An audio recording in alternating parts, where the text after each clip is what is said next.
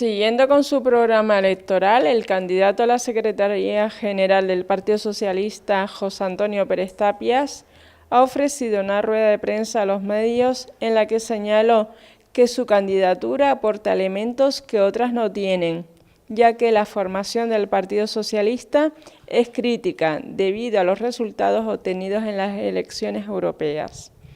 El PSOE tiene que renovar la imagen ante la ciudad, destacando un perfil de izquierda, presentando alternativas de izquierda frente a las políticas neoliberales.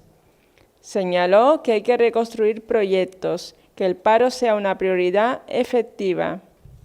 Es partidario de una banca pública para que fluya el crédito, de medidas de una economía sostenible a base de energías alternativas, de un sistema público de enseñanza y pensiones, además de acabar con el expolio de lo público.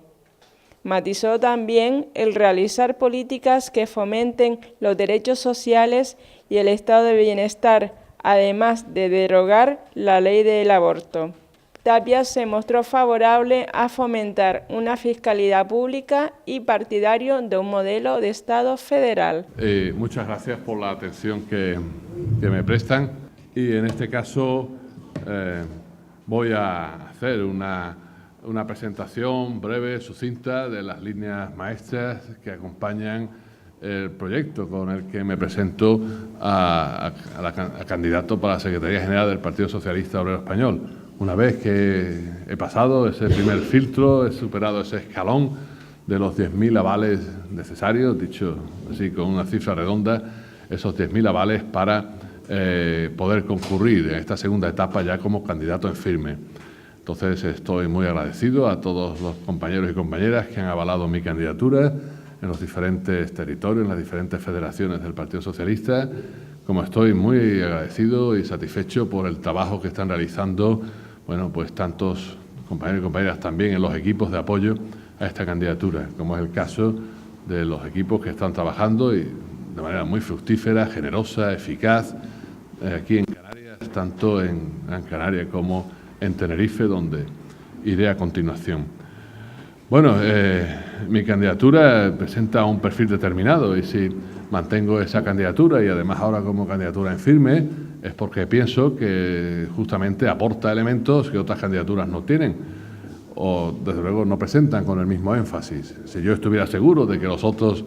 van a decir y hacer lo mismo que yo, pues estaría apoyándoles. Por lo tanto, cuando estoy aquí como candidato, un yo candidato al que va acompañando un nosotros equipo cada vez más amplio, es porque tenemos algo que ofrecer, que pensamos que el partido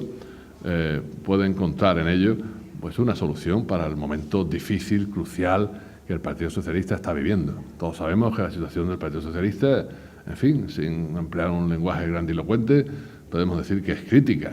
que todos estos resultados electorales en las últimas comparecencias a las que nos han llevado las convocatorias en diferentes elecciones, en concreto la última en el Parlamento Europeo, pues arrojan datos más que preocupantes para el Partido Socialista. ¿Qué hay que hacer? Pues todo lo necesario para salir de esa situación, diríamos, de ese pozo, para remontar el vuelo. Perdón. Eso quiere decir que en el Partido Socialista tenemos que ponernos en situación de resolver muchas cuestiones para recomponer la imagen ante la ciudadanía, para presentar el perfil que la ciudadanía quiere ver en el Partido Socialista, un perfil de izquierdas, un perfil que permita decir que el Partido Socialista es efectivamente socialista y que siendo socialista es radicalmente democrático y que siendo democrático y socialista es un partido con la capacidad suficiente para presentar alternativas. No solo ser alternativa de gobierno, sino presentar alternativas por la izquierda frente a las políticas neoliberales que se nos están imponiendo desde Europa y que el PP, el Partido Popular, desde el gobierno de Rajoy, entonces nos está aplicando. Por lo tanto, es aquí donde tenemos ese primer desafío, reconstruir proyectos donde no haya solo propuestas respecto a diversos asuntos, sino que ellas vayan hilvanados con un hilo rojo que permita, ya digo, a la ciudadanía decir, aquí hay un proyecto, aquí hay una alternativa que lleva propuestas políticas para que la lucha contra el paro, por ejemplo, sea prioridad efectiva. Tenemos datos para pensar que no lo es en España, no lo es en Europa. Si fuera así, los acentos políticos de lo que se hace serían distintos y no focalizados a toda costa y por encima de lo que sea, pues a cuestiones que tienen que ver con salvar la banca y con, en fin, resolver las cuestiones del sistema financiero, que son importantes, pero lo prioritario es abordar el drama social de millones de ciudadanos y ciudadanas que están en el paro de largo recorrido en muchos casos, de larga duración, ese paro que afecta a los jóvenes en cifras escandalosas. De eso se sabe mucho aquí en Canarias, desgraciadamente, como se sabe en mi tierra, en Andalucía, ese paro que lleva a un éxodo, a un exilio laboral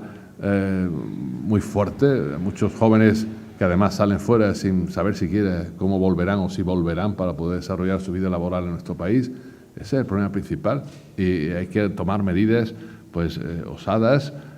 valientes, con coraje político, lo cual no quiere decir que sean temerarias. En ese sentido, pongo como ejemplo, ¿por qué no decidirnos de una vez a una banca pública que desde el Partido Socialista apoyaríamos para que de manera definitiva contribuyera, por ejemplo, a que fluyera el crédito para medianas y pequeñas empresas, que son las que activan más el mercado de trabajo? Medidas como esta o medidas que se tomen en serio los factores ecológicos, medioambientales para una economía sostenible. Aquí se tiene un debate muy intenso acerca de las prospecciones petrolíferas. En otros sitios los problemas son otros, relativos al agua o relativos a la energía nuclear. ¿Por qué no trabajar seriamente por energías alternativas, como empezó a hacerse con los gobiernos de Zapatero? Bien, hay que salvar el Estado social. Y no solo salvar manteniendo posiciones numantinas, sino proyectando hacia adelante cómo sostener en el largo plazo ese Estado social para el cual queremos un sistema público de enseñanza, un sistema público de salud, un sistema público de pensiones, que se salvaguarde la atención a las personas dependientes, es decir, salir de los caminos de las privatizaciones que una y otra vez van haciendo toda una práctica de expolio del patrimonio público. Entonces hay que revalorizar todo eso, porque es lo que puede permitir salvaguardar los derechos sociales de los ciudadanos. No solo una cuestión de prestaciones de diferentes tipos, sino que esas políticas sociales, a partir de esos pilares del estado del bienestar, tienen que ver con la dignidad de los ciudadanos y ciudadanas, porque tienen que ver con derechos, además recogidos por la Constitución, derechos sociales de educación, vivienda, ¿verdad?, trabajo y salud. Entonces, todo esto es lo que hay que reforzar, incluso llevando esas cuestiones a reforma constitucional para que sus garantías jurídicas sean más sólidas y consistentes. Todo esto tiene que hacer el Partido Socialista. Por lo tanto, actuar desde la economía a la ecología, profundizar en las libertades, ¿verdad?, y potenciar la igualdad y, entre otras cosas, esa revolución feminista que el Partido Socialista ha venido impulsando con el mejor de los criterios. Porque esa revolución feminista que pone por delante la dignidad de la mujer en su misma capacidad de decidir, ¿verdad?, y que ahora de nuevo el ministro Gallardón trata de poner en cuestión una vez más con su propuesta de reforma o contrarreforma de la ley del aborto, pues eso es lo que hay que frenar, porque además con la dignidad de las mujeres va la dignidad de todos, de esta sociedad como sociedad democrática, ¿no? Por lo tanto, ahí el Partido Socialista tiene que seguir haciendo una tarea importante, fundamental, que sea percibida por los ciudadanos como alternativa de izquierdas, como alternativa socialista, sin llegar tarde, sin timideces, sin políticas tibias que se queden a mitad de camino. Esto es lo que tenemos que hacer. Hablando, por ejemplo, de fiscalidad, una fiscalidad justa, no como la que está proponiendo el Partido Popular, de nuevo, con una reforma muy engañosa de la que nos habla en estos momentos. ¿Por qué no hablamos en serio de una fiscalidad justa desde el criterio de un pacto de rentas, donde el tratamiento entre rentas del capital y rentas del trabajo sea al menos equilibrado? ¿Por qué las rentas del capital siguen teniendo un trato ventajoso, como se verifica en el caso de la SICAP, que estos días salen a la luz, ¿verdad?, frente a las rentas del trabajo sobre las que recae el mayor peso, ¿verdad?, de la recaudación fiscal? Bien, esas son premisas fundamentales para hablar en serio de una fiscalidad justa. Hay que resolver muchas cosas y el Partido Socialista no puede quedarse atrás. Tiene que hacer, por lo tanto, ese discurso. Y ese discurso también tiene que incluir, además de cuestiones relativas a cómo afrontamos la crisis económica, a cómo se aborda la grave crisis social que se plasma sobre todo en el desempleo, en el paro, pues cuestiones cruciales respecto a la crisis institucional del Estado.